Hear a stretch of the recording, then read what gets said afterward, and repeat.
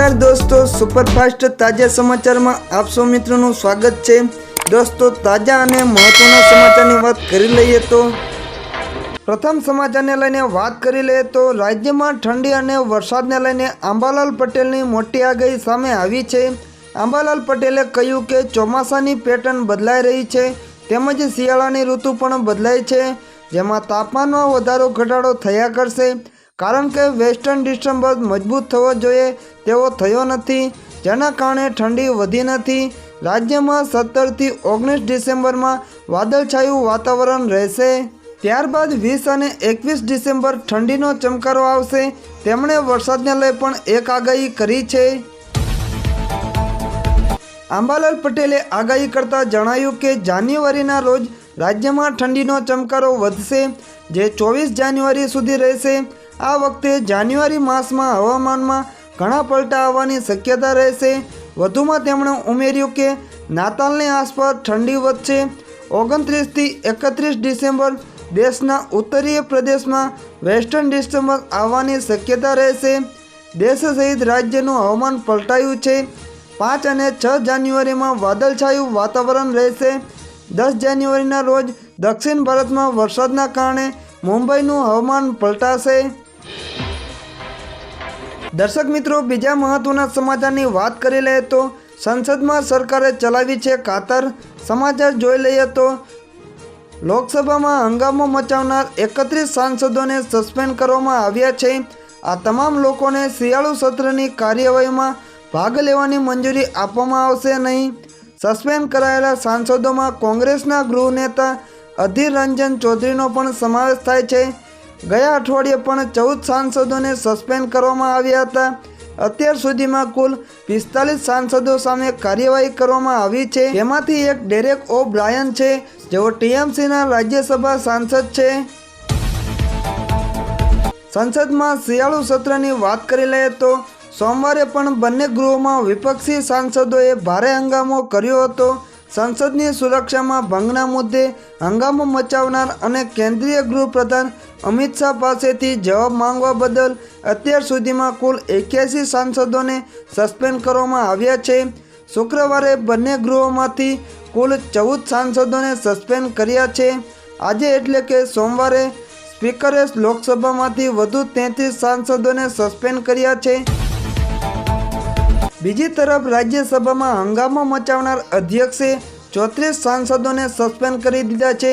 જો આ રીતે જોઈએ તો અત્યાર સુધીમાં 81 સાંસદો સામે કાર્યવાહી કરવામાં આવી છે।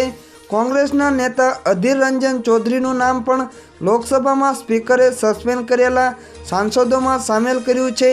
આ સાથે કોંગ્રેસ અને ટીએમસી સહિત अनेक विपक्षी पार्टीओना सांसद सामेल छे। दयानिधि मारन अने सोंगत रॉयने पण सस्पेन्ड करवामां आव्या छे। घणा सस्पेन्ड सांसदोना नाम पण आजे सामे आव्या छे। दर्शक मित्रों, त्रीजा महत्वना समाचारनी वात करी लईए तो भारतमां फरी धरतीकंप। समाचार जोई लईए तो सोमवारे जम्मू काश्मीर अने लद्दाखमां भूकंपना आंचका अनुभवाया हता। रिक्टर स्केल पर तेनी तीव्रता 5.5 मापवामां आवी छे। आ भूकंप जमीनमांथी 10 किलोमीटर नीचे आव्यो हतो। नेशनल सेंटर फॉर सिम्योलॉजी अनुसार भूकंपनुं केंद्र कारगिलमां 10 किलोमीटर भूगर्भमां हतुं। तेना आंचका काश्मीरमां पण अनुभवाया हता। आ पछी आफ्टर शॉक पण अनुभवाया हता। लद्दाखमां सांजे 4 वागे तेनी तीव्रता 3.8 मापवामां आवी हती। आ पहला पाकिस्तान में सवारे 11:30 कलाके 4 तीव्रतानो भूकंप आव्यो हतो। भूकंप दरमियान राखवामां आवती सावचेतीने लईने वात करी लईए तो नेशनल डिजास्टर मैनेजमेंट ऑथोरिटीए कह्युं के भूकंप दरमियान गभराशो नहीं, शांत रहो, टेबलने नीचे छुपाई जाओ अथवा तमारा माथाने ढांकी दो। आ सिवाय ध्रुजारीना आंचका आवता ज तरत ज बहार निकली जाओ અને લિફ્ટનો ઉપયોગ ન કરો। બહાર આવ્યા બાદ પછી થાંભલાઓ, ઇમારતો અને વૃક્ષોથી દૂર રહો। નેશનલ ડિઝાસ્ટર મેનેજમેન્ટ ઓથોરિટીએ જણાવ્યું કે ભૂકંપ બાદ ક્ષતિગ્રસ્ત ઇમારતોમાં ન જવા જણાવ્યું છે। જો તમે કાટમાળમાં ફસાયા હોય તો તમારા મોંને કપડાથી ઢાંકી દો। આ સિવાય સીડીનો ઉપયોગ કરો। આ ઉપરાંત ભૂકંપની અસરથી બચવા માટે તમારા ઘરની દિવાલો અને છતની સમયાંતરે સમારકામ કરાવો અને ઇમરજન્સી કિટ તૈયાર કરો। દર્શક મિત્રો, છેલ્લા અને મહત્વના સમાચારની વાત કરી લઈએ તો સીએમ ભૂપેન્દ્ર પટેલના હસ્તે ફાયર સેફટી કોપ ઈ પોર્ટલ લોન્ચ કરવામાં આવ્યું છે। મુખ્યમંત્રીએ પ્રી વાઇબ્રન્ટ સમિતિ અંતર્ગત શહેરી વિકાસ વિભાગ આયોજિત કોન્ફરન્સમાં તાજેતરમાં આ પોર્ટલ લોન્ચ કરવામાં આવ્યું હતું। આગ સામે પ્રમાણમાં વધારે જોખમી હોય તેવી ઇમારતો, બહુમાળી મકાનો, હોસ્પિટલ, હોટલ કે shopping mall, school, college building વગેરેની ફાયર સેફટી સુવિધાઓ વિશે લોકોને સુપર જાણકારી મળી રહે તેવા ઇઝ ઓફ લિવિંગ વૃદ્ધિનો અભિગમ આ પોર્ટલ કાર્યરત કરવા પાછળ રાખવામાં આવેલો છે। મુખ્યમંત્રી ભૂપેન્દ્ર પટેલે આ ઈ પોર્ટલ બનાવવા માટે જનભાગીદારી વ્યૂહ અપનાવીને ફાયર રેગ્યુલેશન મુસદ્દા અંગે જાહેર વાંધા સૂચનો મંગાવી તેને હાઈ લેવલની ટેકનિકલ કમિટી દ્વારા અભ્યાસ કરીને જરૂરી સુધારા વધારા સાથે ફાયર નિયમો બનાવીને સરકારની મંજૂરી આપી છે।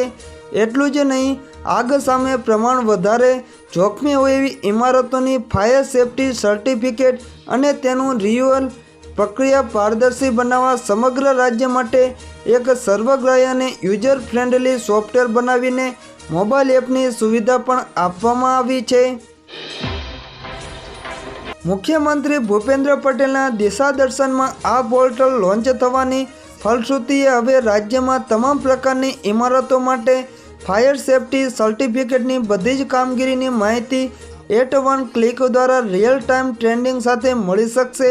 પોતાની એપ્લિકેશન સ્ટેટસ પણ જાણી શકાશે।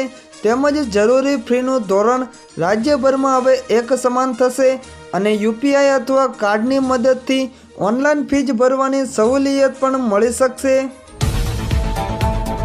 ફાયર સેફટીને લઈને વધુ વાત કરી લઈએ તો રાજ્ય સરકારે ફાયર સેફટી ઓફિસર્સ તરીકે તાલીમ આપી 250થી વધુ ખાનગી વ્યવસાયિકોને એફએસઓ તરીકે સક્ષમ બનાવ્યા છે। આ એફએસઓ દર 6 મહિને બિલ્ડિંગ ધારકો માટે મોક ફાયર ડ્રીલ, જનજાગૃતિ તેમજ ફાયર સેફટી સાધનોની સ્થિતિની તપાસ ઓનલાઈન પોર્ટલના માધ્યમથી કરી શકશે। તેમજ રિન્યુઅલ સર્ટિફિકેટ ઇસ્યુ કરવાની પ્રક્રિયામાં પણ ઝડપી, ચોકસાઈ અને પારદર્શિતા આવશે।